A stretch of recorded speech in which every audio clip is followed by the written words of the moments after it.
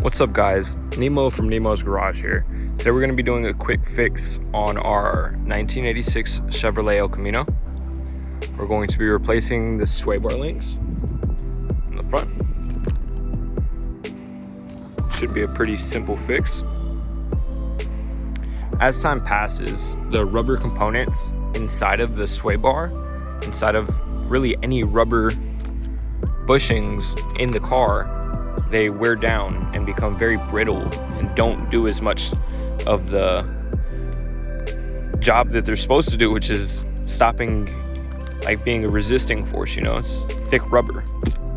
Engine bay, where a sway bar would usually be. And you'll see that we don't have any towers up here. So there's no sway bar up here. You don't see a sway bar whatsoever, right? And that's because back in the day, in the 80s, which is when this car came out, the sway bar and all of that ran on the bottom side. So it ran along the front side of the frame rail. This frame rail right there, that bar right there is the sway bar. So we're gonna go on the underside, we're gonna jack her up, go on the underside, and take a look at the end of the sway bar and see what we can see.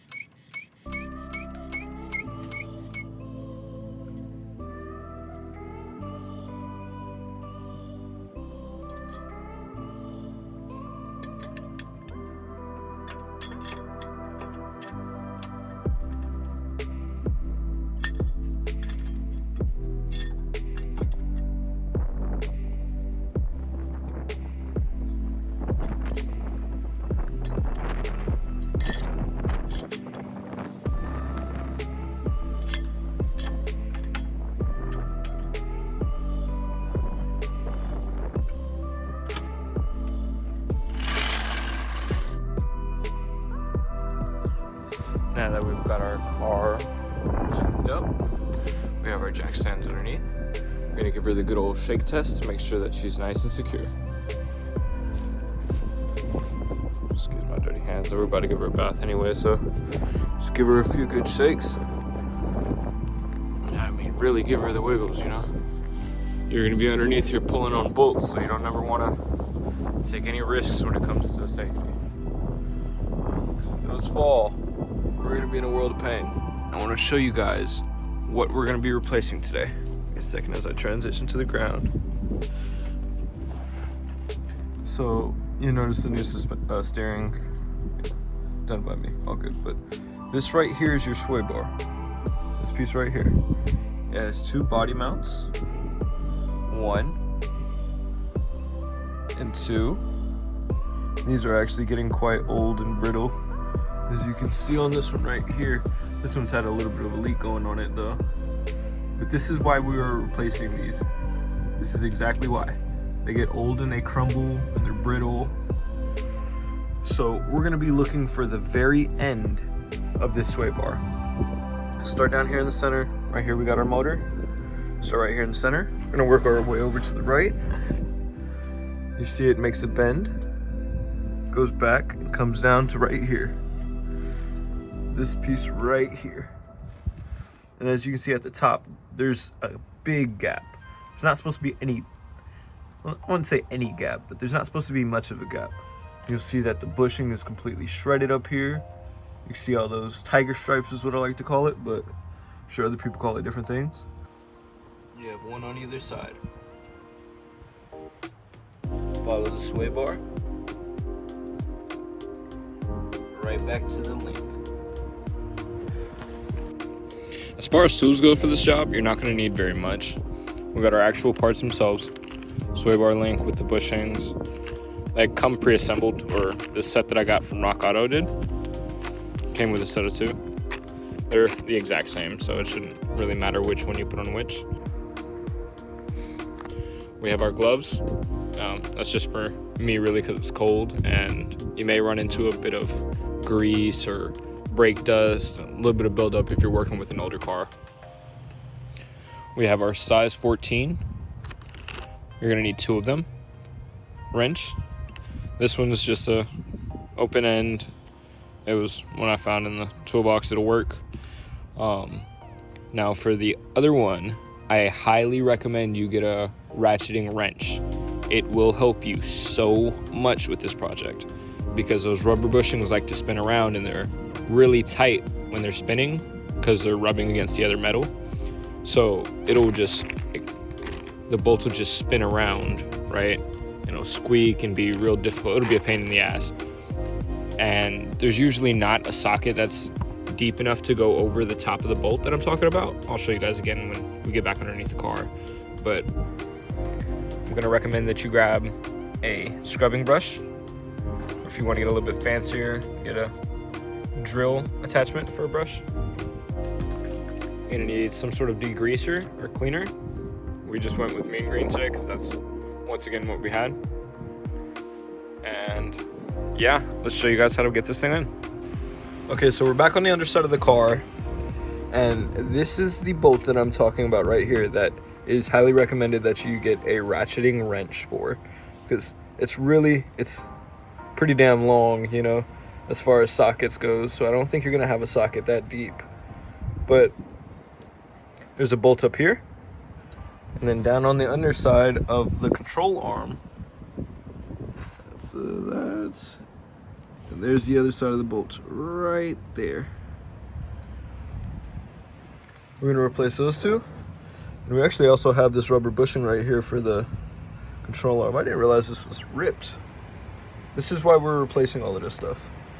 See the bottom bushing? You see how it's all cracked and worn out? The top of the bushing is all cracked and worn out. A little bit of brake dust and grime I was telling you that was gonna be down here. It's pretty messy stuff, so.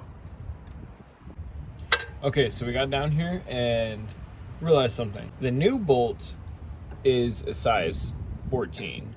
The old are a 13 apparently, because this does not fit whatsoever, or it fits on there and it'll turn it, but it's just a little bit loose, and we don't want to round these bolts off before we get them off. So we're gonna go ahead and grab the right size and come back and try it again. Okay, so now that we've got the correct size, we've got our 2 13 millimeters. We're going to come back underneath. Get myself over here. And let's start working this off. So what I found to be easiest for this part right here is to go ahead and put that wrench in a stationary place and take your ratcheting wrench, or a regular ratchet really, and back that nut off using the tire and wheel to hold the top ratchet, because it's a pain in the ass to try and work them off with one hand each. But if you use the tire as your other hand, it gets a lot easier.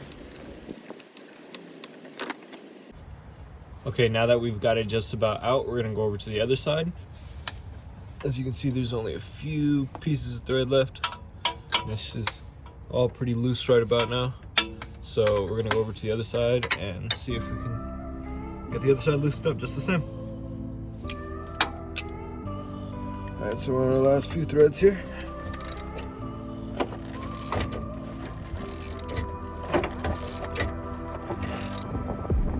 This is a reason why we were replacing this bolt. So you see these bushings right here? They are completely worn out. These are providing very little as far as like support, because they're just all completely worn out. This is what they're supposed to look like, with this line in there and that line up there.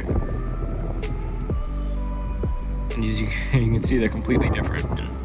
You can actually see that because those bushings had worn out, this bar had actually bent. This is bent, this is not straight.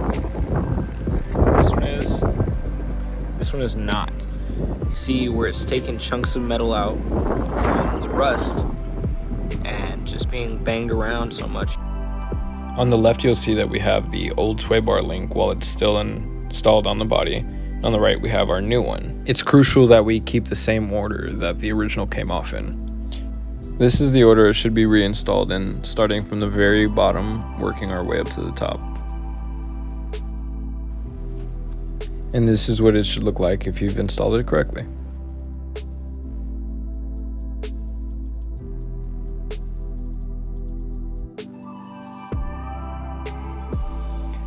That's going to about wrap it up for this video, guys. This was a pretty simple quick fix. Shouldn't take more than about 30-45 minutes at most. If you guys enjoyed the video, don't forget to like and subscribe. We'll catch you next time on Nemo's Garage. Peace.